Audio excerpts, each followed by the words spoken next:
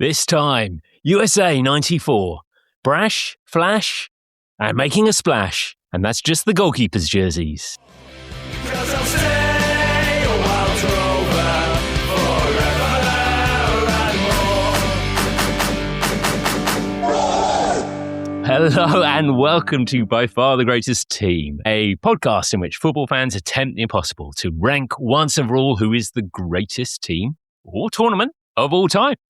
My name's Graham Dunn, making the case slightly bizarrely for Oxford United where it doesn't belong, and joining me as ever, King of the Data, Jamie Rooney. Graham, hi. I'm pretty pumped and looking forward to this. It's the World Cup, which is always something that gets me super excited, and old World Cups, which gets me even more excited. But where else? By far the greatest team. When we started this little thing, where else can you go from last week? The muddy Victorian pitches of the birth of the FA Cup and the Wanderers, to Diana Ross missing a penalty in front of the world at USA 1994. I don't think there's anything like it. That's why I love getting together with you each week and these wonderful guests. And I think we've got a good one today. Yes, this is the World Cup, bookended by two pretty famous penalty misses in one way or another. We're absolutely delighted. It's not just our memories. We've got a guy who wasn't just at this event, because he's been at numerous World Cups. Is pretty incredible. And we're delighted to welcome back US legendary soccer journalist. It's Michael Lewis. Graham, Jamie, thank you very much for having me on. Looking forward to talking about World Cups past and perhaps present. Hopefully there will be one here this year. This was sort of our logic, was that we thought, what better timing to go and look back at the last time that the World Cup was held in the US, and it was such a kind of different world there, I guess, for US soccer.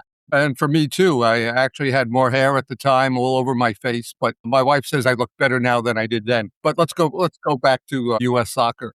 Yeah, let's face it, US soccer was in a desert for so many years in terms of a professional league. They didn't have one since 1984 when the NASL went out of business, and they needed an impetus to push it forward. And the World Cup was going to be that pushing. Did an incredible thing. It helped form a new league, Major League Soccer, which are in their 31st season this year. It's not the Premier League, no doubt about it, but they've made some great improvements, no doubt about that. Well, let's put things into perspective.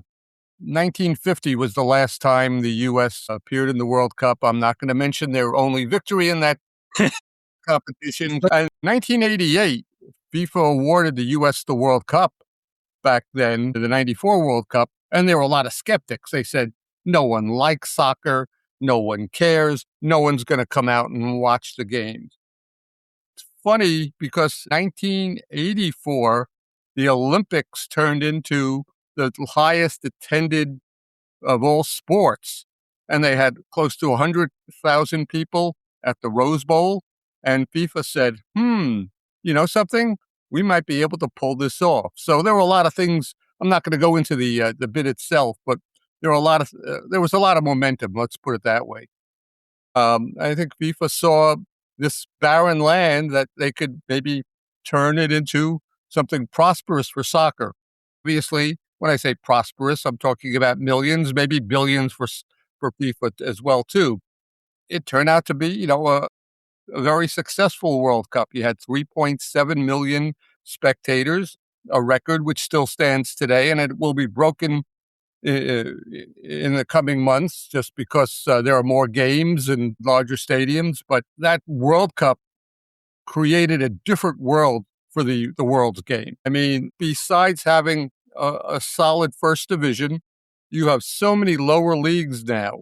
You have women's leagues. This is something, and as much as I wanted the sport to thrive, in my greatest dreams, I didn't think it would ever be like this. There's too much to cover now. At one time, and I know that sounds like a complaint, but it's good and bad at the same time, at least for me, because you have to sometimes just look forward and worry about what you're covering, what game you are at, and hopefully Messi doesn't get a hat trick or 4 or 5 goals that you're going to have to maybe write about him. It was. It must have been almost easier when you were covering the NASL, which was kind of your formative introduction to the game, wasn't it?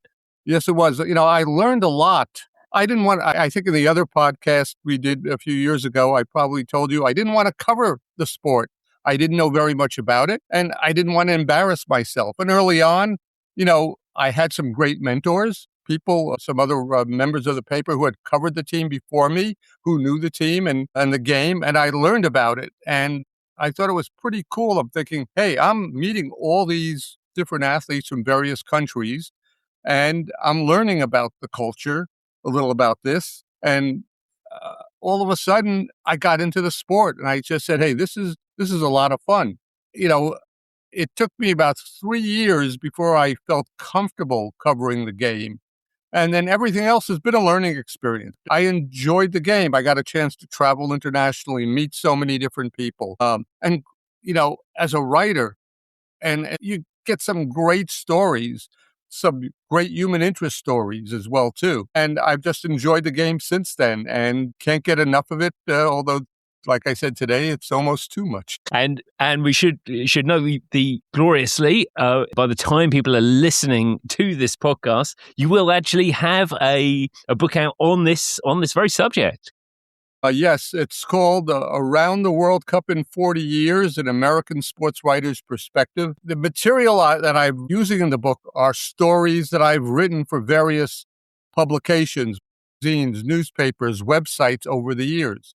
I didn't count how many stories I had to go through to figure out the different sections, but there are, let's put it this way, 130 chapters. Don't get intimidated by it because they're only 3 or 4 pages apiece. So the book is, in the 400 or 500 page range.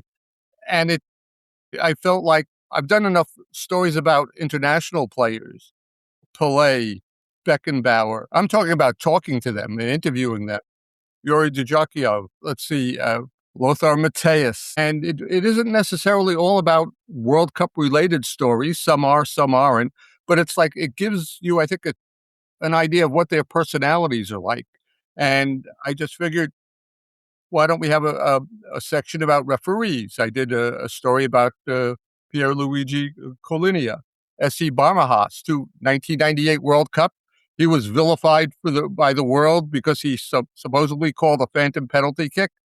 I have his story of what happened to him in Marseille in that night in 1998. The Bob Thomas soccer photo agency that was very famous years ago. I don't know if this generation knows about them, but they were at every major sporting event, particularly football event.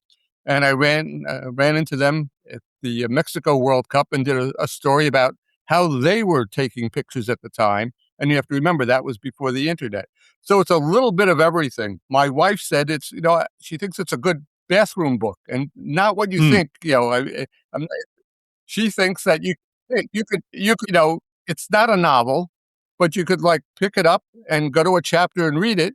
And then you could 10 chapters later, read another chapter. And if you don't like this chapter, you could read that chapter. It is, I can testify what is so great about it is especially if you're not that familiar with the US game necessarily, and then you kind of, oh my God, look, there's a bit about John Harkes. This is fantastic. And then some of the characters are within there, and it's just fantastic.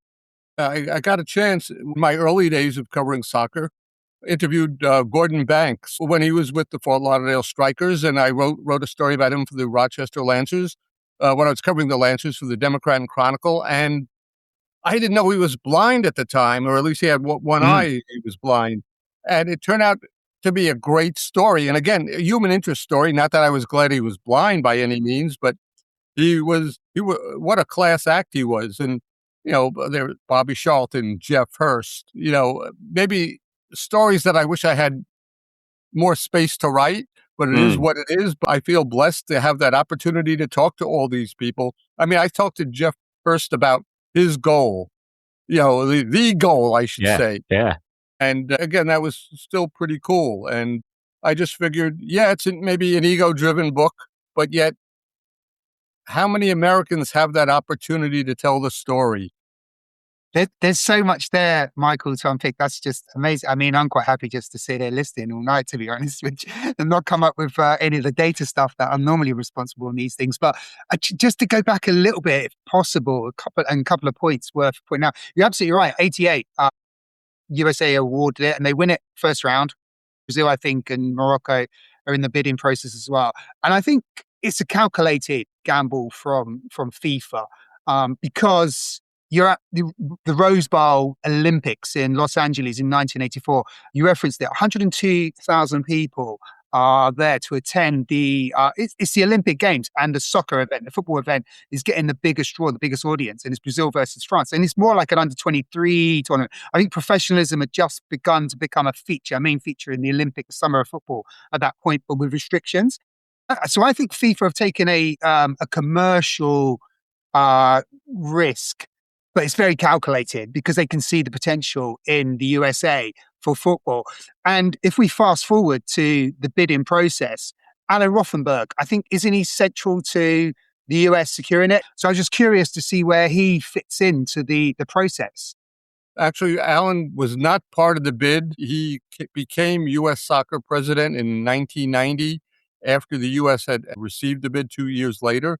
But he played an obvious essential role in making sure everything was greased for the World Cup, whether it was security, proper public relations, using the right venues. Obviously, FIFA had a say in that as well, too. But he put together a very talented and knowledgeable staff, and they did what they had to do. And yeah, the tournament just took off. You know, the fact that the 1990 World Cup had been televised in the United States, even though it wasn't the highest scoring one, we know all the problems with that one. But yet it whet a lot of people's appetites to say, hey, maybe it could work in this country. I think one thing that FIFA looked at from the Olympics, particularly the semifinals or the medal matches, was that, wow, American sports fans come out to big events. And what could be bigger than the World Cup? And like you said, yes, it's a calculated risk. You don't know for sure, but it worked out beautifully for so many reasons. Didn't work out, we would not be having this podcast. Well, you'd be having your podcast. I wouldn't be on it. Let's put it that way. And also in the background, I don't know if it plays into it, quite a central figure at this particular moment in FIFA is Sepp Blatter. Now, he's not the president. Havelange is still there as the president, but he's coming through the ranks and he's more a prominent individual. And I think he sees the future, what FIFA can be and the empire that FIFA could become. So I think the timing for Blatter and also what was going on in the USA for the marriage of the two just felt like it was a good coming together. It felt, because the USA 1994 World Cup is definitely the birth of commercialization in World Cup history, I think. I think it's more romantic before then. There's definitely financial benefit in the World Cup. But I think from 1994, it's a game changer. You hit it right on the nose. I will give you an example from the 1986 World Cup. After one of the games at Estadio Azteca, I wanted to buy some souvenirs. And it was basically, they had someone on a blanket selling pins, soccer balls, and whatnot, and you could negotiate. And, I bought some pins, and that's what it was like back then. And here's something, maybe a sidebar to all that story. Being a younger journalist, and I wanted to bring back some unique souvenirs for myself and some friends, I bought 2 soccer balls with flags of the world on it. I had never seen that before. I think that was pretty cool. I get on the media bus, and I'm sitting there, and 2 Italian journalists come on, and they start talking and pointing at me. And being an inferior American soccer journalist at the time, I'm thinking they're making fun of the journalist from the United States who had to buy a souvenir. One of them then asked me in English, "Excuse me, where did you get that from?" And I said, "Oh, from that souvenir stand over there with the blanket." And he said, "Thank you very much." And they got off, and they were going to buy things. So, but it was, again, a different world back then. It definitely was. And now, I think they have official World Cup jerseys for New York, New Jersey that are going for $375 a piece. And I'm thinking, wow, I don't know what people have that type of money to spend for that, when I was spending just a couple bucks for trinkets, some pins that I have somewhere in my collection here in this room. But it is turned into, it's a different world. It's funny. I found a story that I did for Soccer America in 1985 that I wrote about how much FIFA made from the 1982 World Cup, $28 million. FIFA's talking about 11 to 12 billion that they want to make from this World Cup. And who knows, maybe it'll be more, probably won't be less. But yeah, things have changed dramatically over the years. It is what it is right now. It is pretty incredible. Yeah, for US '94, you were covering that, and you were covering the US team specifically, or the whole lot, or I was covering some U.S. games, but also the whole lot too. The New York Daily News I was their super soccer expert. I was the soccer columnist for the New York Daily News for 22 years. And before the World Cup, I was told by one of the editors, don't use too many crazy soccer terms because you're going to have people who didn't know about soccer reading your stories for the first time. I understand where they were coming from. So I tried to take a step back when I could. As a writer, you're writing no matter what. But looking at what they didn't touch the story, so I guess they got the message across, or maybe it was too close on deadline to change anything. But I was all over the place. I covered 8 out of the 9 venues. Did not go to Foxborough. Mm-hmm. I had a lot more energy in those days. I don't think I could do it today. But it was, I got a chance to cover a game at the Silver Dome, the first stadium, indoor stadium at a World Cup. And it was nicknamed the Sauna Dome because the humidity was so high. They did a better job of fixing it, but it's still, you could feel it, definitely. And it was unique, let's put it that way. It's funny, at the 1990 World Cup, Werner Fricker, the U.S. soccer president, announced that the U.S. was going to consider using dome stadiums. European journalists were snickering. How can you do this? Come on, grass is going to die inside. This, that. And, he defended it, saying, hey, we got to look toward the future. Things are going to change. And they didn't say they were going to do it. They were considering it. Obviously, there were a lot of things they had to look into, invest in. And, it worked out. I don't think the players complained too much from what I gathered, although you could make a case that there was greater humidity in Washington, D.C. than maybe outside of Detroit or inside the Silver Dome in the Detroit suburbs. But look at how many teams have dome stadiums today. It was the start of something big. In fact, I recently counted how many soccer games I've covered at dome stadiums here and abroad, and it's 10 stadiums. 10 stadiums. And I don't think I travel as much as I once did, but that's the way the game has changed. Let's face it, with weather these days, it's better to have a dome stadium because, you're talking about U.S. summers that could be hot, stormy, thunderstormy. We all saw what happened at the FIFA Club World Cup last year when they had to take multiple breaks. Storms came and delayed matches. I don't recall the last time that happened at a World Cup. I know that wasn't the World Cup, but it'll be intriguing to see what happens this time around. The weather was definitely a thing. It's definitely a thing for this World Cup, and it was definitely in '94. I had a friend of mine had the great idea, 1993, to having just finished university, to take a year out and go and watch England in this tournament. Now, one part of that, you kept your end again. Yeah, it didn't work out. We got there. And we ended up, we were just over there for pretty much the last 8 or something. So we kind of missed the majority of it. What I can tell you was our small kickabout in Central Park during the day illustrated just how hot it was. I mean, I couldn't manage that then. I mean, it was hot, wasn't it?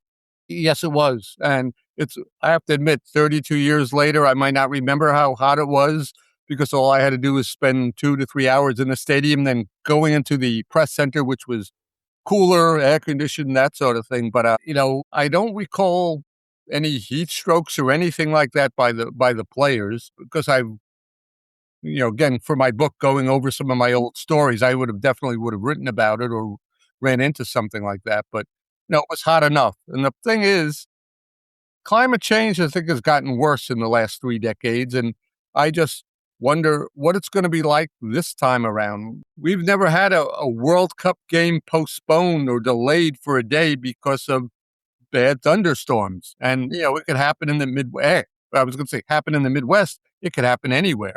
And maybe that's why maybe they've expanded the schedule a wee bit. So maybe they give teams an extra day. Heaven forbid a game gets postponed for a day because of the weather. It is a real step change because the weather is definitely a consideration. And you've already referenced it, Michael, that FIFA had the insight with the Club World Cup last year and the issues they had with the weather, because most of the games will not be tailored towards a European audience, which is historically how the World Cups have always been organized. So most of the games in Europe will land late into the evening and through the small hours of the morning. So I think FIFA have definitely learned from that experience last year. But I agree with you. I still think we're going to encounter some interesting dilemmas in terms of how FIFA will handle it, because the schedule is stacked as well. It's an incredible schedule. It's too much for me. I mean, I'm going to be covering the U.S. team on the West Coast in the group stage. And it's funny, from what I gathered, we're going to attend training and a press conference in the morning and then go back to our hotel rooms and write our stories. While I'm writing my stories, there's going to be one game after another because it starts at noon and it goes on seemingly forever, like, 4 games in one day, 8 to 12 hours or whatever. I haven't really studied the schedule, maybe perhaps like you have. Yeah, 3 was plenty. 4 is overload there. I don't know how people are going to find time to watch it. It'll be an intriguing situation for sure. Good luck for everyone who wants to watch every game. And it's so contrasting to when you think about to 1994, when the games were played in the heat of midday, as we've referenced, but it was 24 teams. So the schedule was a little easier to manage. And the tournament only lasted for the 4 weeks. And I think this time we're going to be into week 6 before the tournament comes to an end. 38 days, not that I'm counting. Usually a World Cup, I've been away for like 33 days in the past. This time, because it's in the States, I think I'm going to come home between rounds and see what happens. Revisit my wife, let her know that I'm still around. It's different. 24 teams was fine. 32, that's fine too. 48, yikes. Now, I understand it gives a lot of the minnows of the world a chance to at least participate in the World Cup, see what it's all about. Maybe we have a great upset. Who knows? One fear I do have, maybe I'm wrong, that there's going to be a lopsided game or two in the group stage. And you just don't want to see that. But then again, maybe Curacao pulls off an upset. And when I mean an upset, maybe it's a draw. Because they're the smallest team ever to participate in the World Cup. I think there's more people living on Fifth Avenue than there are in the entire country there. What is it, 150,000? I apologize if I'm mangling the facts there, and that's a great story, though. Don't get me wrong. I wish part of me says, boy, I'd love to cover one of their games. But yeah, we're the host team and we got to cover the U.S. Michael, just a question that's kind of set some kind of context going into 1994. You talked about when you were writing for the newspaper, you were asked not to use too many soccer terminologies to potentially confuse new readers. Was there a degree that the American public generally needed educating in terms of what football was, what soccer was going into 1994? Because I'm assuming, and correct me if I've got this wrong, for a lot of people, this would have been a fairly new sport that they would have been introduced to. You had the staunch soccer community that knew as much as any writer did, no doubt about it.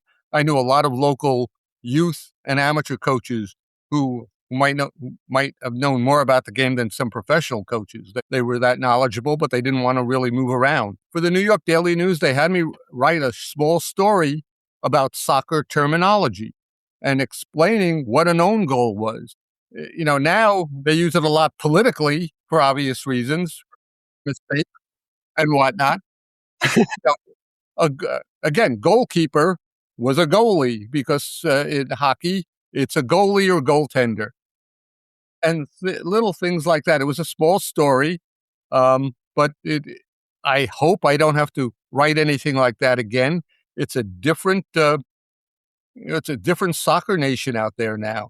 But, I'm going to write naturally whatever I have to do. If it was a bit of a risk for FIFA to host the tournament there was a risk for the US, the playing side, because, and this came through just reading some of your book there, is that there was a lot of pressure on the host nation to qualify, because at this point, no host nation has ever not got out of the group stages. That was talk about fear as motivation. That was one of it. Yeah, they didn't want to go down in history as the first team that failed to get out of the first round. The U.S. had some decent players, talented players, nowhere near Brazil or Italy or Germany or Bulgaria, but still some talented players. And the big thing was finding a way to get points. And the U.S. was not in an easy group. No. They had Switzerland, a solid European side, Colombia, which was considered one of the favorites to win the World Cup because they had such a great qualifying run. And then there was Romania, again, another very good European side. Now, granted, the top two teams moved on automatically, and the third place team would become that wild card team and get an opportunity to play again. The first game, the U.S. was playing at the Silver Dome, the Sauna Dome, and Eric Winalda cracked this incredible free kick. Amazing. Brilliant goal. And they managed to walk out of there with a draw. 1 point, and I think you probably know this already, and a lot of soccer fans do. I've studied the World Cup for years. If you don't get a point in your first game, whether it's a draw or obviously 3 points now for a victory, you're in trouble. Like teams that don't get a point will lose 15 to 20% of the time. When I say lose, don't get into that round of, well, now it's a round of 32. So that was important to get that point. Then comes Colombia, and man, what a tall task the U.S. had to do. U.S. played well in that game. Pushed forward. I think maybe they surprised Colombia. And we all know what happened on that the first goal. Stewart sends a cross into the middle, and Andres Escobar, unfortunately, knocks it into his own net. He's making a sliding attempt to knock it away, but the angle he did it at, I wish we could show it so people could understand it wasn't done on purpose. Gives the U.S. a 1-0 lead, a deserved 1-0 lead. And, in a World Cup, you'll take any goal anytime. U.S. manages to score again. This time, Ernie Stewart puts it in the back of the net. And they got out with this incredible 2-1 victory, one of the great victories in U.S. men's soccer history. And as we learned, go on, I'm sorry. Then, as we learned about 10 days later, Andres Escobar gets assassinated in Colombia after the team returns home. It's funny, after Colombia lost to the U.S., a photographer that I knew told me, if I'm Colombia, I wouldn't return home. He wasn't trying to be funny either. He knew that he felt like something bad was going to happen because there was some nefarious under-the-table dealings in that country at the time, drug trafficking. I'm not an expert exactly on what was happening, but I think people bet on the game. They lost a lot of money because who thought Colombia was going to lose to the U.S.? And unfortunately, Escobar turned out to be the GOAT. And unfortunately, I would say the GOAT, I mean, small GOAT. And unfortunately, he paid the price. U.S. had its problems against Romania. Unfortunately, they lost that game. They finished 1-1-1, but they got a chance to play another day against, guess who? Brazil. Now, it wasn't Pelé's Brazil of 1970, but it was Brazil. I mean, you had Romário, Bebeto. It was a tragic game because Leonardo elbows Tab Ramos in the jaw. Tab Ramos, the team's most creative player at the time, he's out of the game. Gets red carded, and rightfully so, and gets a multi-game suspension. But the U.S. was nothing without Tab Ramos, and they lost 1-0. Not the end of the world when you lose to Brazil, and eventually Brazil went on to win the whole thing. The tournament was considered a success for the U.S. team because they got out of the first round. And, they had classic moments. Again, Eric Winalda's free kick, the big win over Colombia.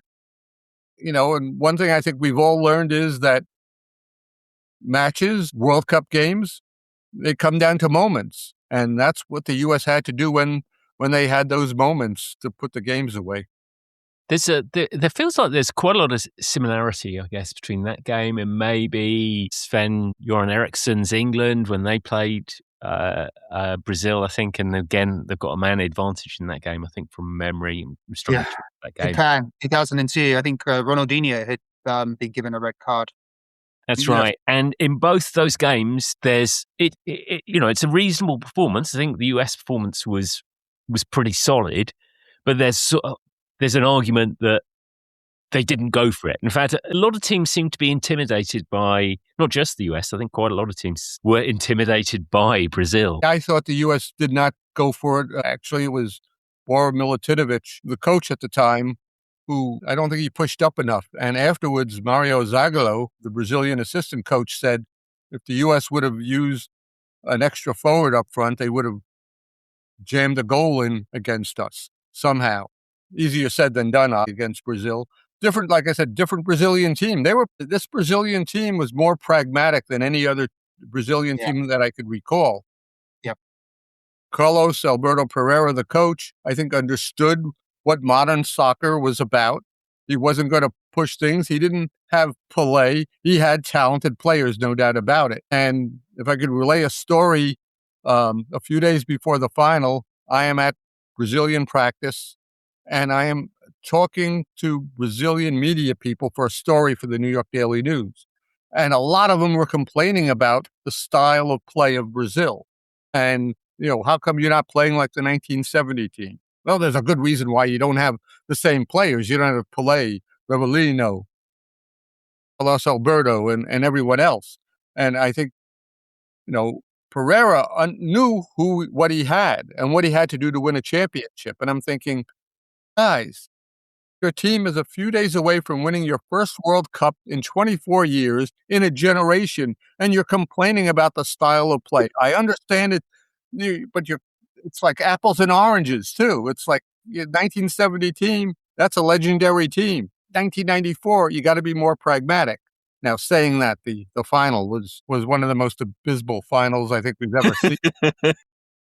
And speaking of the heat, yes, we had an open press box in the sun, and I sweat like every other writer. And it's funny, after Baggio misses the final kick, and I'm thinking, oh my God, the World Cup didn't end on a bang. It ended on a downer penalty kick, a missed penalty kick. Because usually you'll see the keeper dive, knock it away, and everyone runs to him. And it was just, wow. And this World Cup did not deserve an ending like that, but that's what transpired. Sometimes championship games aren't the beautiful game. I've covered enough of these games to know that some of the best games are in the quarterfinals because there's so much on the line reaching the Final Four. Yeah, I mean, so much pressure in the final, but so much pressure on Brazil because they haven't won the World Cup since 1970. And Brazil is a nation that expects to win the World Cup every time they enter the tournament. And you're absolutely right. It was a very pragmatic team. It was efficiency over romance. Mm-hmm. And Pereira's captain is Dunga. I think it tells you everything you need to understand about what his mindset is for his tactics. But he was lucky enough to have this genius up front, Romario, who was an absolute bright light. And his combination with Bebeto was quite sensational. And I think with those two in the team, you can probably defensively orientated because you're going to trust that those guys are going to pick defenses apart. And that's exactly what they ended up doing. Not Italy in the final, but I mean, it's also important. The final was played at midday in Pasadena. I think God knows what the temperature was. So it was boring, but I mean, the players were under incredible heat stress, I would imagine. But yeah, it was a pragmatic Brazilian team, as you mentioned, Michael. Well, it's one thing Brazilians don't, passing in the diamond, the samba soccer, moving up slowly but surely. Once in a while, they would throw in a long pass to open up the opposition. And, you think, that's not Brazil. And I'm thinking, well, you're opening up the opposition too, letting them know that, hey, we could do some damage that way as well too. But speaking of the final, after Brazil won, and this is how far back it is. I have an old one of these computers. I'm writing in the Sun for my first edition story for the New York Daily News. And a Brazilian fan, I don't know how she got into the media zone. She and a friend of hers gets up on one of the press tables and starts dancing. And I'm just typing away and I'm thinking, please don't dance on my computer. Please don't, because I'd have one hell of an excuse if I don't get my story in on time. But like I said, crazy stuff happens at the World Cup. The US side have two. It's interesting, I think, when I think about the people who really made their name from that US team, it's actually the centre-backs, isn't it? It's Lawless and the brilliant Balboa, who, Lawless is obviously just super charismatic to look at. He looks fantastic during this. And then you got the other centre-back who almost scored the goal of the tournament. The bicycle kick. Yeah. It's funny because everyone remembers how close he came. And, people are on TV, they were showing Tony Meola, the goalkeeper, going this amount. And, okay, here comes another commercial. In my book, I write about Marcelo Balboa and bicycle kicks and about how close he came. But back in 2000, 6 years later, he finally gets his bicycle kick in a MLS game. It's funny because Marcelo says, and as well as he played in that World Cup, but he's best known for having the closest missed bicycle kick ever probably in the World Cup. I say probably because who knows? Before television, something might have happened, and no one has any film on that. But that's what makes this game so beautiful and interesting. That we'll remember stuff like that. You know what I mean? It's a lot of fun to talk about. It's fantastic. I did look up his two. I obviously remembered the original one, and then I looked up his the one that he gets in, which is a fantastic strike as well. It's so surreal that a centre back has this bicycle kick in his locker, because both of them are brilliant efforts. Yeah, I know. It's Marcelo, a very talented player. I've known him for years, but for decades, and it's funny. There are some former players that you could talk to as friends, if you know what I mean. And it's a smoother interview. And with him, I could do that, and with a lot of other players from that 94 team as well, too, because they put up with me for all these years and they say, okay, well, no, but seriously, there is a friendship there. I mean, and you talk about how teams and national teams try to keep the media away from the players as much as possible these days. I don't think we're ever going to go back to what it was back then. But yeah, it's great to be remembered for anything, especially something that maybe he didn't score, but at least it was good, though. It came in a victory, and he wears that badge proudly as well, too. So why not? Did you have to find another word for bicycle kick in your copy? No, I'm trying to remember if I had to explain it. Escape to Victory does everything in John Huston's Escape to Victory. Pele, bicycle kick, Hollywood film. So, Hollywood has already helped us out on this one. Italy are obviously the other side that make it all the way through. But I mean, this is a really sort of almost like a classic Italy tournament, isn't it? Because they could have gone out multiple times. I don't really know how they made it all the way through. I remember looking at how many players Arrigo Sacchi, the coach, had used. And he used every player on the roster except the backup goalkeeper, at least in one game. Yes, there were injuries. I think there might have been a suspension or two. But he managed the team so well, getting the most out of that team. To me, I thought he was the coach of the tournament because he got the team that far. Yeah, there were penalty kicks. They lost the first game, right, to Ireland? Yeah. It was in New York, New Jersey, I think. Yes, yeah, I was at that game, and that was what a perfect game for New York, New Jersey, Ireland versus Italy. Forget about who's going to win or anything like that, just because Sacchi just did a marvelous job of moving players in and out of the lineup and getting the most out of his team, and like you said, getting enough to move on. And that's what it's all about. Listen, we all want to see beautiful soccer, beautiful football, no doubt about it. When you're in the World Cup and it's this grind, if you want to win the whole thing, what is it now? 8 games you have to play? 8 games, 38 days. Find a way to win. I'm not saying throw out marvelous plays. There are going to be some great moments, but find a way to win and use your roster the best you can, because there's very few players who probably won't be able to play that full match. I don't like to use the word 90 minutes anymore, because it's 100 minutes or 105 minutes, these games. It really is. Because Yeah, of stoppage so true. time. And he makes a really brave call, doesn't he, in the Norway game where when the keeper's sent off Luka, and he has to take someone off, and the player he sacrifices, that's a Baggio. This is what I think made him a genius at that World Cup. He knew what to do. I think he understood that, well, I don't think we're going to be doing too much attacking soccer without a player, being down a player. So I'll take off my most important attacking star. Again, like I said, he knew what buttons to push. And he also gave Baggio a chance to do a little rest here or there for the next match, assuming they were going to move on. I mean, there was so much happening. Unfortunately, I was not at that game. I know it was at Giants Stadium. And I remember reading about it. Laurie Mifflin of the New York Times, she had a great piece about it way back then. Don't ask me why I remember certain things and I don't remember others. But again, fantastic move. I think the great coaches know their players, know their teams. And yes, it's a gamble to a certain extent. You don't know how things are going to come out, but it worked out very, very well for them. So Pagliuca, the goalkeeper, is sent off in the 20th minute. So Scacchi has to bring on another goalkeeper. You can't play without a goalkeeper. And I think he brings in Luca Marchigiani. I think he was probably the world's most expensive goalkeeper at that point. I might be wrong on that. I think Lazio paid a lot of money for him.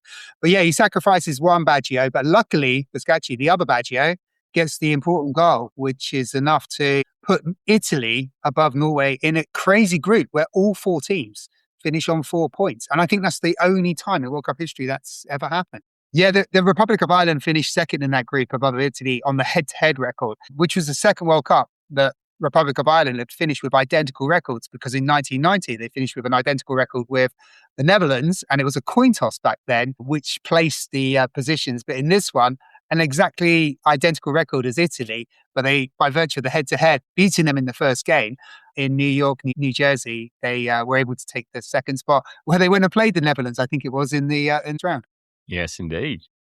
We'll just take a very short break. We're going to get back. Into it. We're having such fun. I kind of forgot. We'll have take a quick break. We'll be back talking more about this fantastic World Cup, and we'll have a little peek into the World Cup to come and the legacy of this tournament. And we're going to have to talk 1986 and Argentina, I fear.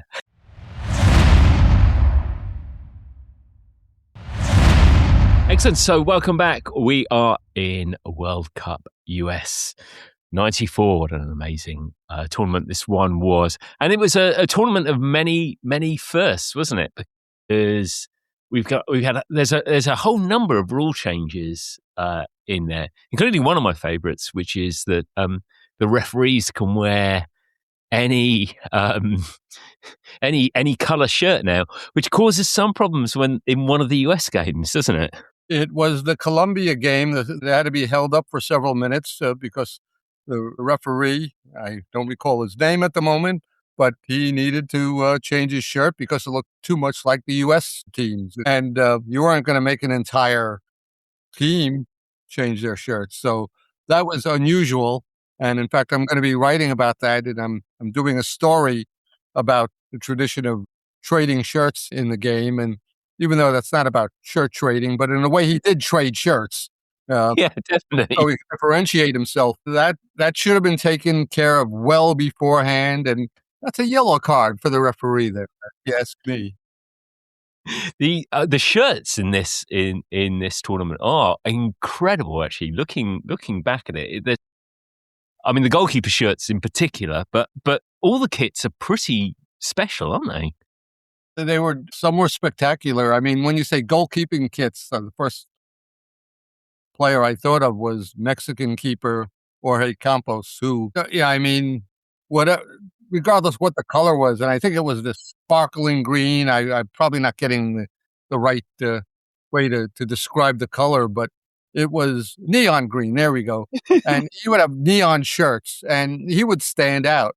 And the thing is, he was like 5'9". I mean, I don't know how many 5'9" goalkeepers there are in the World Cup these days, but he could do the job. That's the bottom line. Obviously, he could make some very nifty saves and whatnot. And I think writer Paul Gardner called the goalkeepers peacocks because they stood out at that time. very colorful. But, I'm the last one in the world who should be a stickler for fashion. I'm your typical writer who probably wears jeans, nice jeans to the game, but there were some pretty nifty uniforms. I wasn't really in love with the U.S. uniforms, but it's retro. People want to buy it these days. Yeah. What's old is new, and be interesting to see what transpires on the pitches in June and July. It's a really interesting point, the kits, because I think this is the first World Cup where the kits just go into a different level. The US kit is quite, I can understand why they're stretching up because it's very denim-like. It feels like it's a denim shirt, made for football. But in the background, Graham and I had a little chat about this on a podcast a few weeks ago where we were talking about kit manufacturers, because we talked about Nike didn't really come to the table until around about in soccer football till the mid-90s. So it feels coincidental, and I'm sure it's not, that Nike must have seen all of the most commercial opportunities within this particular World Cup in the United States and seen what Adidas had been doing with football kits. And it's at this point that Nike starts really making a shift towards football. 4 years later in France, we're seeing Ronaldo and Ronaldinho running around the airport kicking balls for advertising Nike. World Cup is special, and it's not just what's happening on the field. We forget about the fans that are going to games, or the ones that are rich enough to go to games this year, that they want to have some memories as well, too.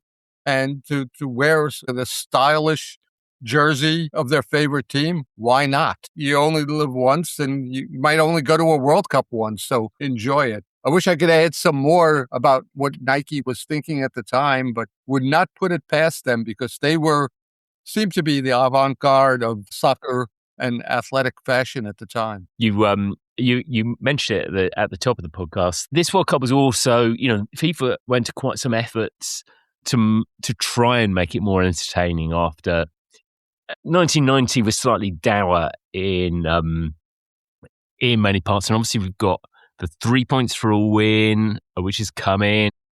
And this is the first World Cup with the no back pass rule.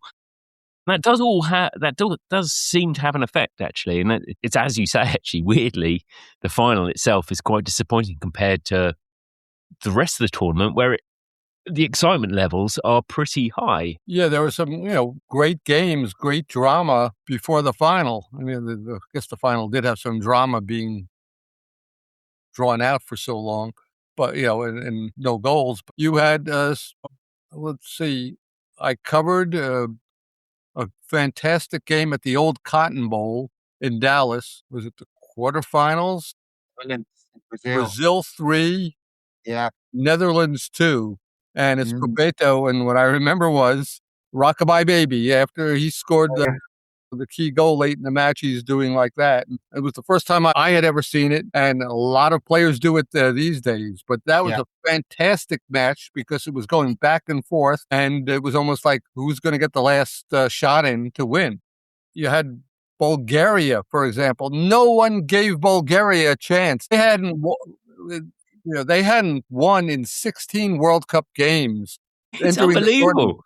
And I'm thinking, you like it or not, we look at history and going, you got to be kidding me. And they started pulling off one surprise after another. And all of a sudden they find themselves in the semifinals.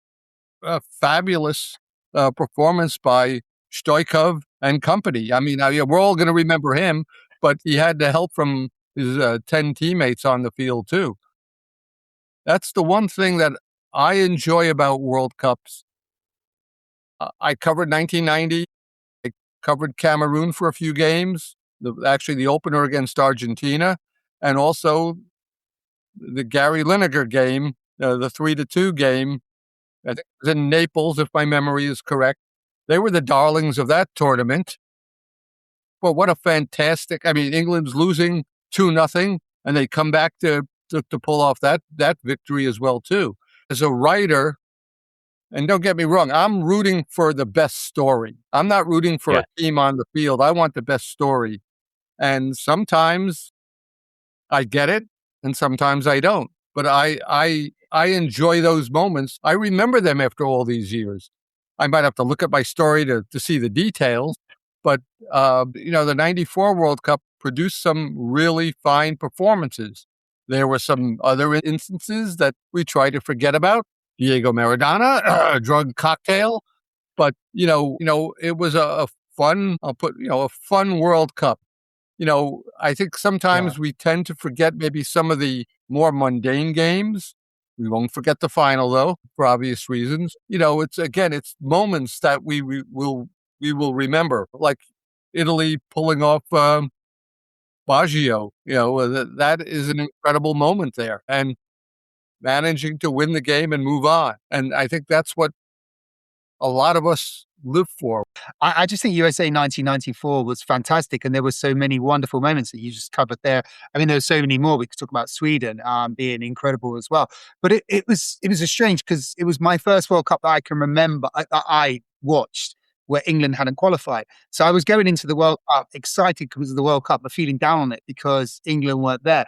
And then from the very moment it started, I couldn't care less that England wasn't there anymore, because I was just loving the feeling that was going on. That Bulgarian team, I loved them, Michael. I just really got behind him. Stoichkov was just one of the most exciting geniuses I've ever seen play football in my life. And then you've got the most unlikely looking footballer in Lechkov. Well, unlikely since Great Downs. I had to look him up. 27. He was only 27 at the time of this World Cup.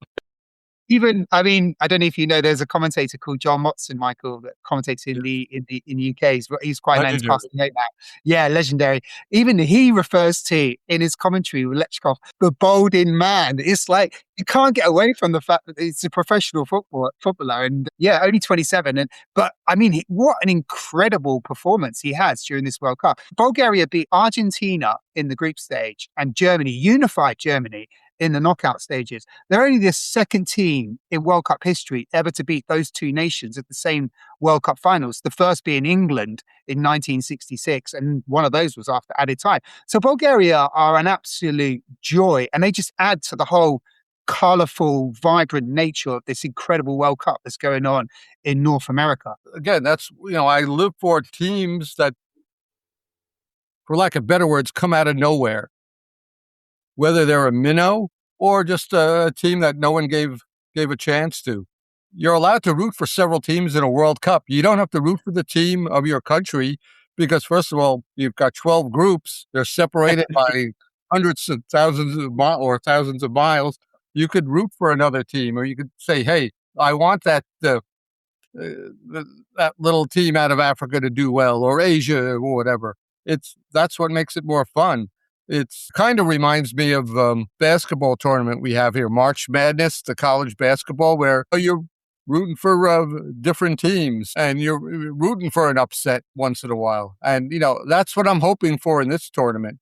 In current World Cups, there were teams that people weren't expecting. 2002, you had Korea and Turkey reaching the Final Four. Who had that on their bingo card? Okay, that wasn't too current, but I think you know what I mean. Success is different levels. Finishing second at a World Cup when people didn't give you much of a chance, that's like winning the World Cup.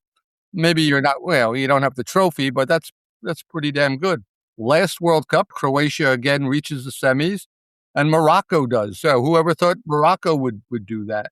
And that's what makes it more fun. Yes, we probably have all our Final Fours are the usual suspects, whether it's France, Spain, England, Argentina, Brazil, and maybe even Portugal. And I'm probably missing a few others, but there's going to be a team or maybe a couple teams that are going to surprise people. And again, that's what makes it more fun than anything else.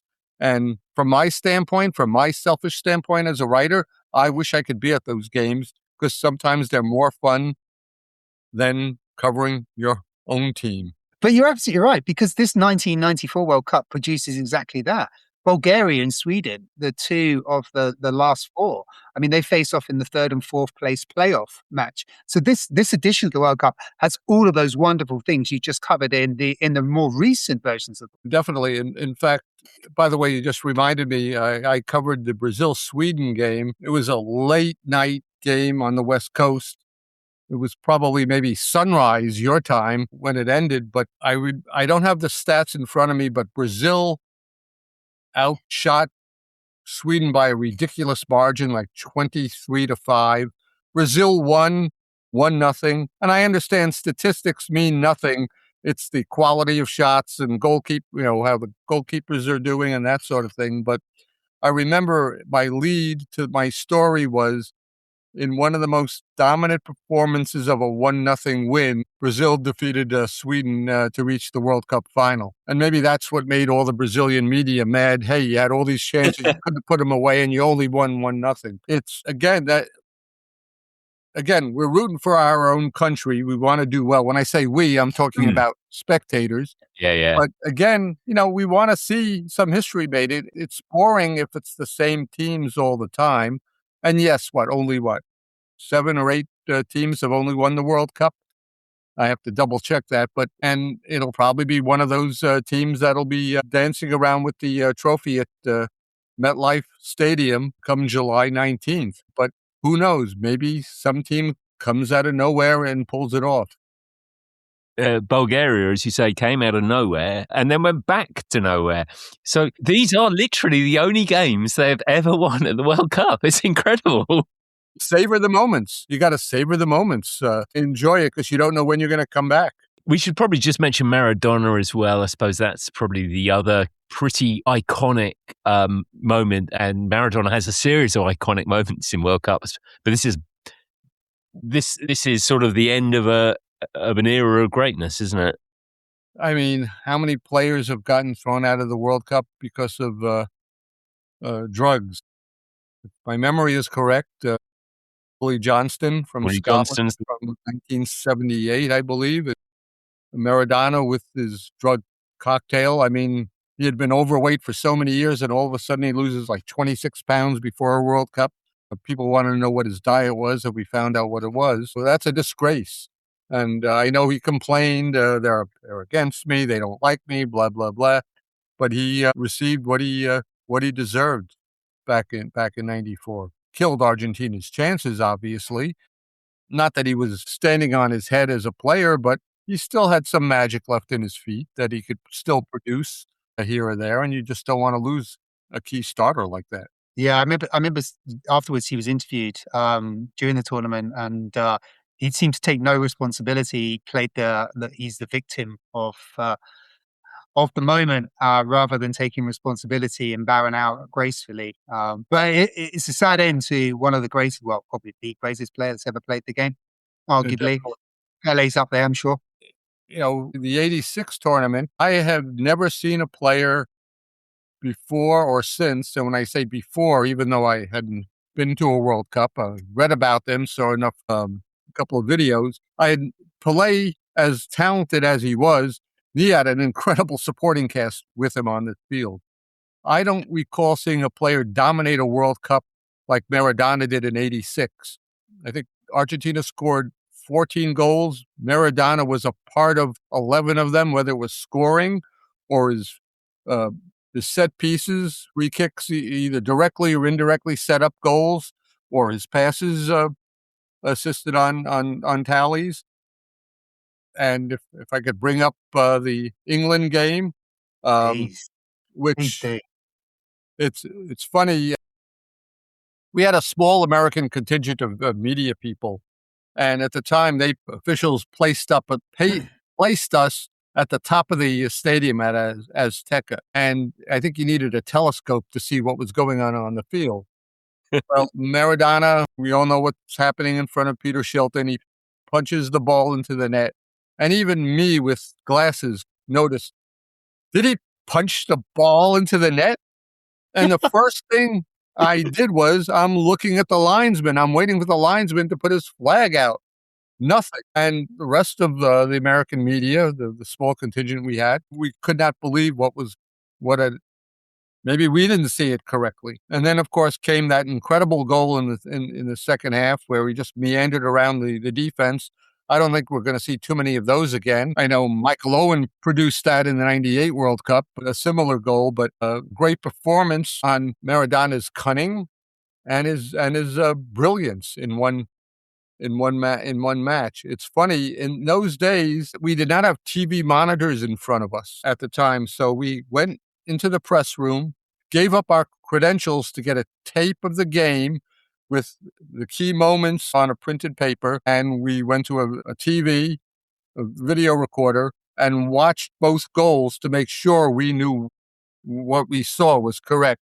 And we decided to watch, obviously, we knew what we saw in that first goal. The second goal, and you don't have this opportunity these days as much, perhaps. We must have seen it a dozen times because we're going, okay, what player did he run around here, run around there, this, that. We had a stopwatch. We timed the goal. I think it was 9.1 seconds. I'm sorry, it was Americans in 40 years ago.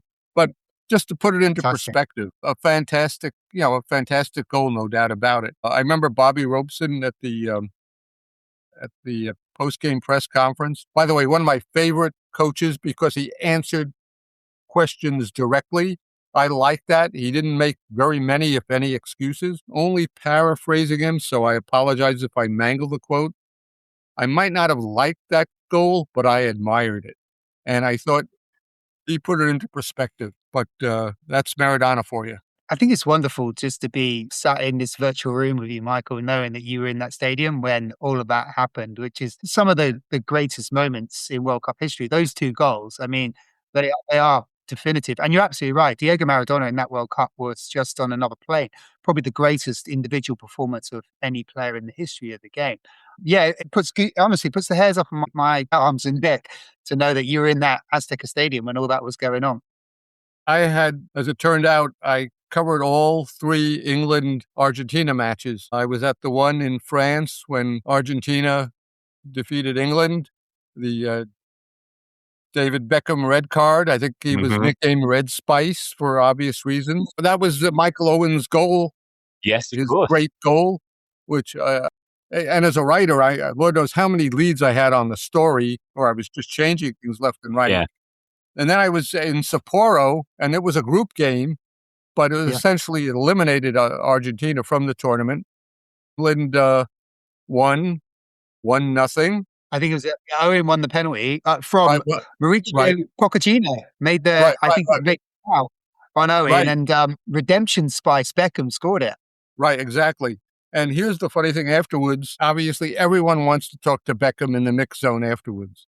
And at the time, I had a friend at the BBC, and I said, listen, you mind if I just stand next to you? I'll let you ask the questions, because they always brought players out to him because BBC, and he said, sure, no problem. So I have my tape recorder out, and they bring up Beckham, and all of a sudden, half of Sapporo pushes toward where Beckham was. The barrier was a wooden barrier, and there was just people literally on our backs. And while Beckham is talking, I look down, and the barrier is about to fall over on Beckham. And I'm thinking, this is a hell of a way to die. Japanese security come running in on their hands and knees, prop up the wooden barrier so we don't kill David Beckham or get ourselves killed for that matter. Now, not that David Beckham had incredible stuff to say. He gave us enough stuff for a story and everything like that because of his great revenge and whatnot. It's one of my favorite stories I like to tell about the World Cup is that I almost killed David Beckham, and people think, what did you try and do? And I said, no, let me explain it. And it, makes for an interesting story. I'm not making this up because I wrote about it way back then. It's not like I'm trying to write about something today that is fiction. It was kind of scary at the time too, But Yeah. when I saw the security guys prop it up, I said, thank heavens for everyone's safety. So you're in Japan covering the O2 World Cup, and this is this huge global game, and you're seeing some of the greatest players from all of global football, and yet bizarrely, it's at this point that you have a chance to catch up with kind of one of the key architects of the US game, because you have a sort of almost a chance meeting with Lamar Hunt, who is kind of central to the development of US football. Yeah, we're on the same plane going to Osaka. All of a sudden I turn around and there's Lamar Hunt sitting there, and I said, "Oh, I want to introduce myself to him, and maybe I could have a few minutes to talk to him." And unfortunately, we were not allowed to get up because it was a hell of a bumpy ride. Probably one of the top 10 bumpy rides I've had in my life. And I'm thinking, damn, I'm not going to have that opportunity. Well, you get off the plane, and I figured I'll introduce myself. I know he's got to run off somewhere, but at least I tried. As it turns out, he's going to Kobe. Kobe? Kobe. I'm very good at mispronouncing names, as I am. And we had like a 2.5 hour wait for the bus. And we started talking, and I asked him, mind if we talk on the record on certain things? And he said, sure.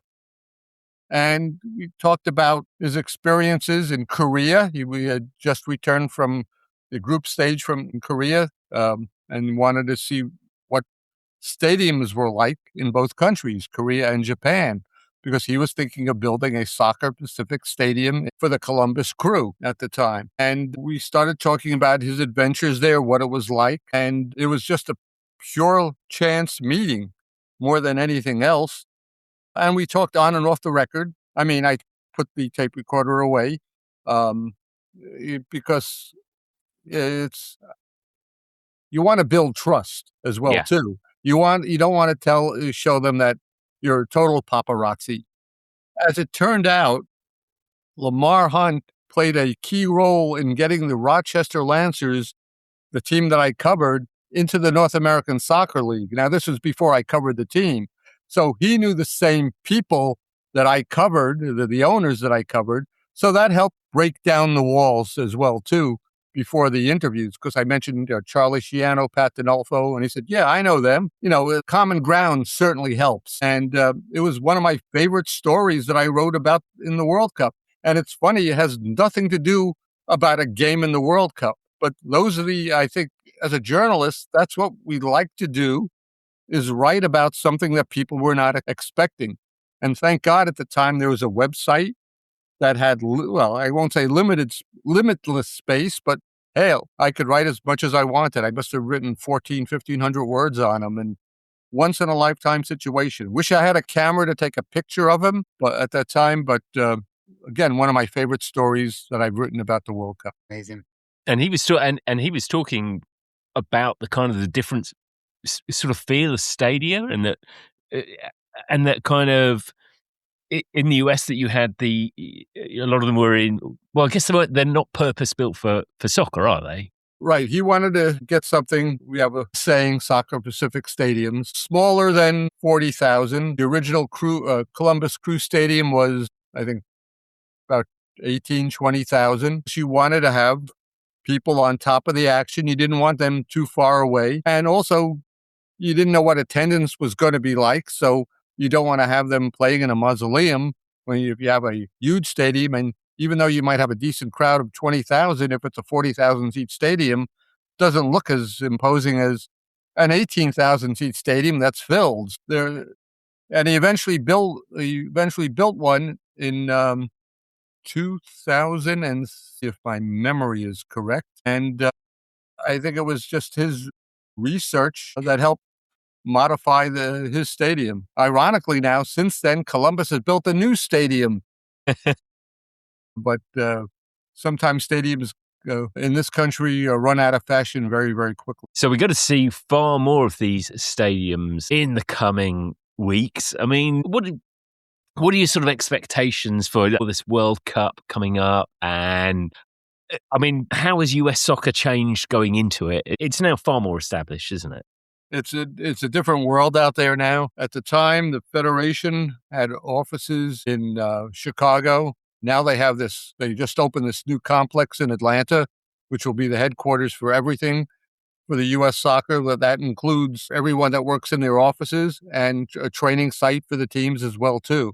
So they could train maybe in maybe the winter months there, as opposed to wherever they could find a place to train or in Los Angeles. It's just a different world out there now. I think, as I said before, different universe, I should say. Just so many different tiers of soccer in this country, which we need. I think even though Major League Soccer does not have promotion or relegation, and I don't know if it'll happen in our lifetime, it would be nice if they did do something like that, but there are more opportunities for players, men and women, to play. Maybe not make millions, but have a livelihood for a while, say that they were a professional player, and then move on to, I guess, the real world, or maybe continue being a coach or a trainer or something else in the game. My Substack, View from the Front Row, I talked about the United States being a soccer country.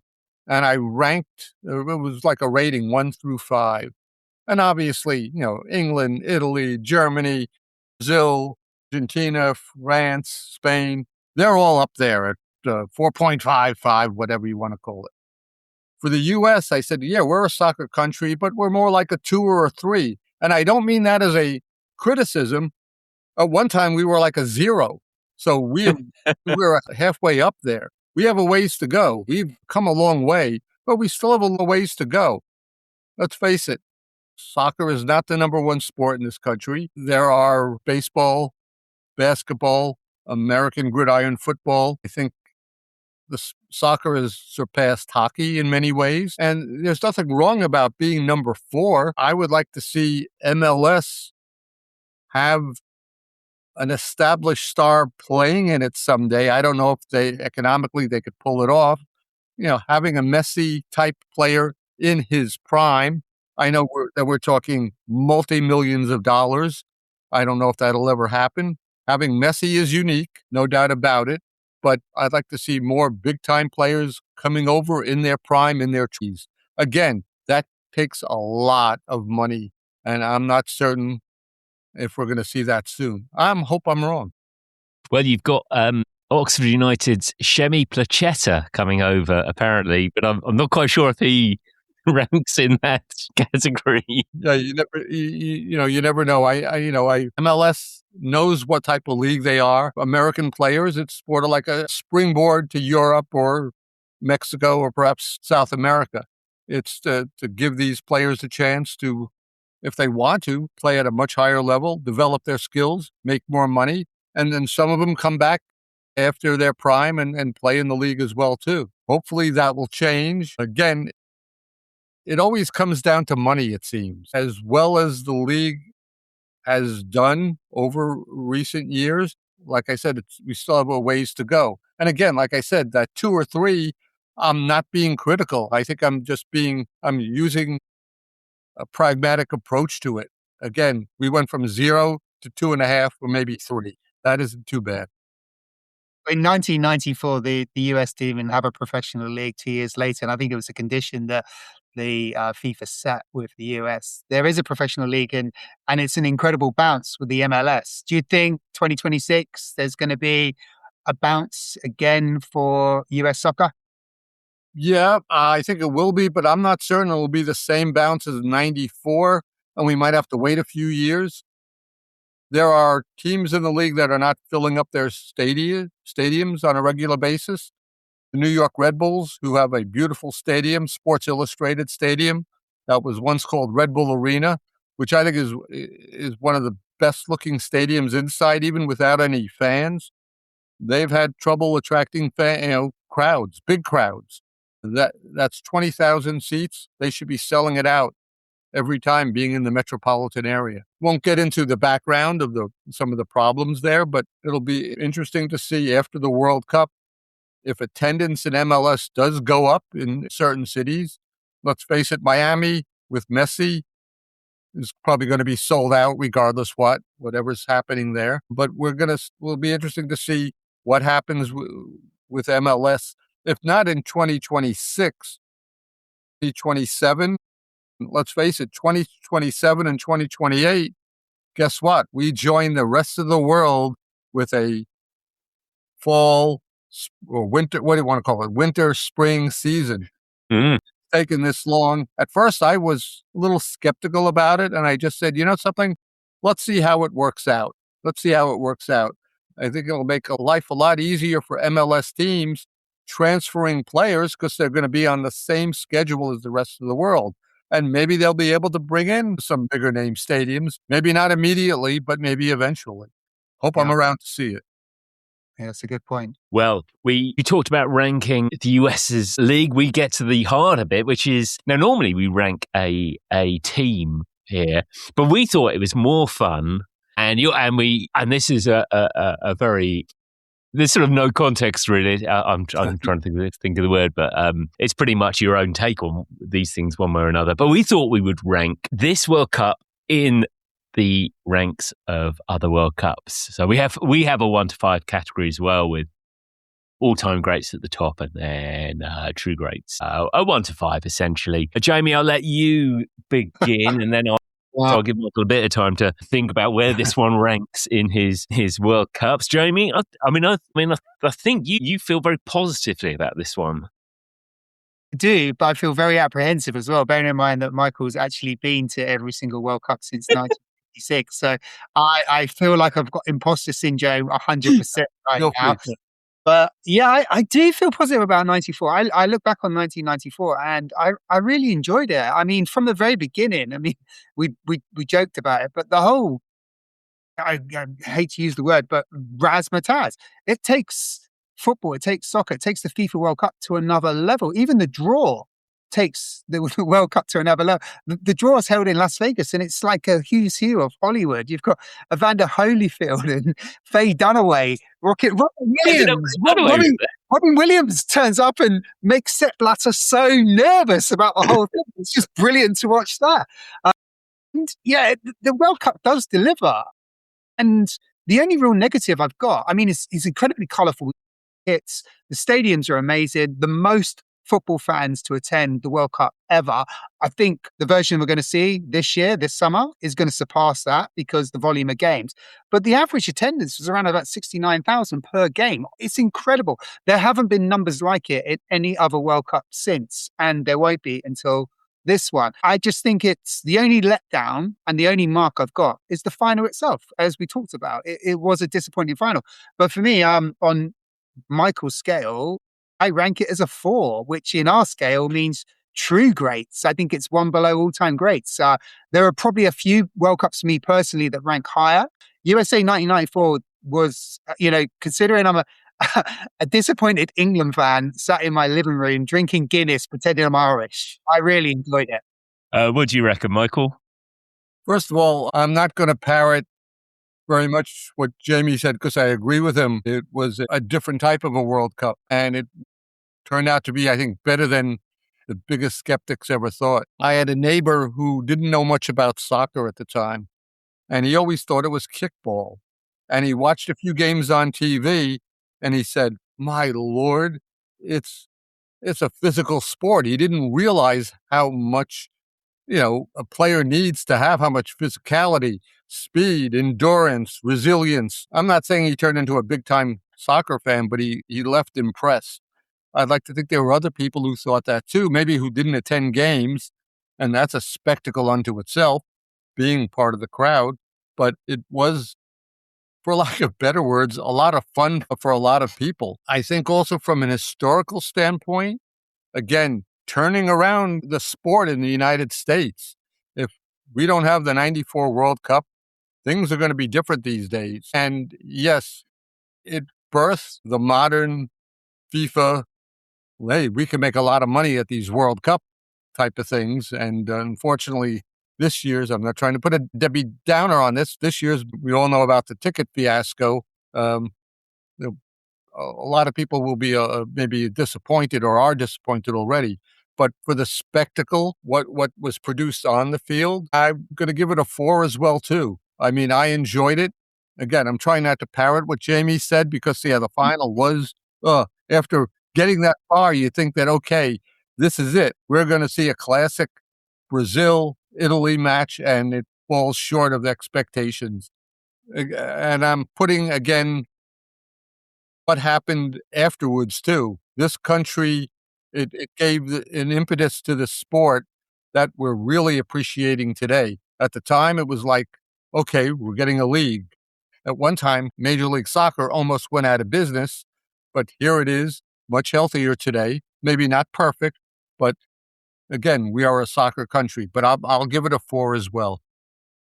Excellent. I think I'm with you. I was in the US at the time, and we were traveling around. Don't ask me why. We decided we'd travel around via Greyhound. And at the time, I was quite frustrated because we were due to catch a Greyhound. I think we were heading towards Dallas. Bus left at about halfway through the World Cup final. And I remember there was kind of at the Greyhound terminal, there was like a little in-seat TV. You could put $1 in and you could watch this. And we were watching the first half, and I thought, I can't believe we're going to have to tear ourselves away from this and sit in the back of a Greyhound for 10, 12 hours. But it turns out that wasn't necessarily the worst use of my time, but absolutely brilliant. So I think we have to say US 94, true greats. Michael, that has been fantastic. And this World Cup, I'm sorry, Jamie, I'm going to probably steal your thunder and your line from here, but the June the 17th, it all starts with the biggest thing that's happening in America that day, which is the O.J. Simpson car chase, which happens on the same day. It's funny. I was going to cover, I wasn't covering the first game in Chicago. The Daily News had someone else there, but I was going to be at the Italy Ireland game the next day, and there I am. This big moment in my career. Okay, hey, finally the cup is here.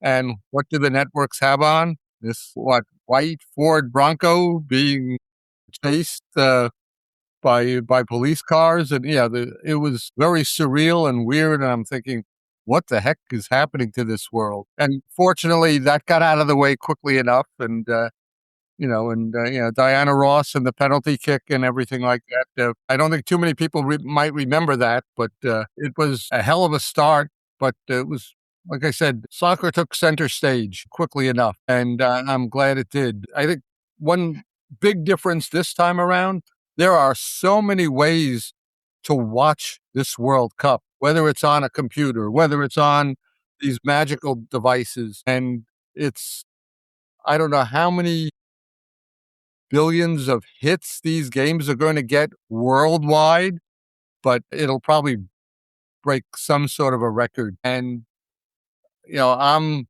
looking forward to what's happening on the field. Off the field, I'm exhausted about covering about so many of the issues between bad transportation, controversial transportation costs, ticket prices, Iran, will they play or not play, and visa situations. Don't get me wrong, as a reporter, you have to do that. But after a while, it's like, play the damn game. And we're closer than you think. And hopefully it'll create more memorable moments for not just us, but for the rest of the world. And may the best side win. I think it's got the makings of being the most open World Cup in history. And I'd say that with a degree of caution because, Michael, you already mentioned, it's normally the same 7 or 8 teams that make their way to the final and win it, and a new name doesn't get written on that incredibly beautiful trophy. But I think with the volume of teams and the fact the group stage goes on for months to eliminate just 16 of the 48 teams, and then you've got this round of 32, which is a new thing for the FIFA World Cup, it just increases the jeopardy in the knockout stages. So I just think there's a chance that we might see the same surprises in 94 with Bulgaria and Sweden get into the latter stages. And maybe, just maybe this time, this particular edition of the World Cup, a new name may be written on that trophy. We can't let you go, Michael, without asking you maybe for maybe a prediction of possible winner or a possible maybe a winner and a possible dark horse. Well, I already gave someone a prediction, so I have to stick with it at the moment. I said France over Spain in the final, and both talented teams. And don't get me wrong, there are several other talented teams as well, too. And I think it'll be up for their various managers/coaches to get the most out of their roster, a 26-player roster, which is different this time, too. And, I'm a big Kylian Mbappe fan, and he's 27 years old. If he plays up to his potential, and obviously his teammates have to as well, too. When I say 27, prime time for a striker. You remember, he was only 19 when France won it, and they went to the final the last time. I think they can be able to pull it off again. Saying that, it is a very talented side. They have some of the best players in the world as well, too. We'll see if either team makes it to the final. I could be very, very wrong about that. Man, dark horses, I haven't given that much thought yet. I guess a team that's never won the World Cup, and you're going to probably roll your eyes because you know how strong this team is, but Portugal, I think, Portugal, I think it might not be a long shot dark horse per se, but I think they could, do well. I listened to a talk by their coach Martinez at the coaches convention in Philadelphia in January, and he knows his soccer, he knows his football, but he knows his players, and I think that's so important. And if a coach understands what a player needs and wants, I think that can go a long way as well, too. Yes, it's what's happening on the field, but it's also what's happening off the field between matches, preparation-wise, telling a player, hey, I'm not starting you in this game because of this, but you're coming off the bench at a certain time, that sort of thing. What I'm getting at is being a good psychologist, and that's not easy to do. The greatest coaches in the world might not be able, the ones that know the X's and O's in their sleep might not be able to do that. Yeah. Looking forward to it. Michael, it has been absolutely fantastic to have you with us again. If you want to follow Michael, he's on the socials at Soccer Writer, and your Substack From the Front Row. Is it from the front row? You from the front row. You from the front row. And I have a website. It's called frontrowsoccer.com as well, too. This World Cup's been keeping me busy on all fronts. And I also write for Forbes.com. I follow the national team and the World Cup for them, too. So it's a busy time for me. And the book will be out by the time, hopefully, this.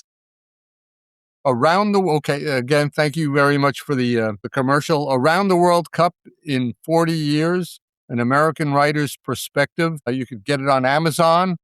Michael, that's been fantastic. I really appreciate your time. And Jamie, thank you as ever.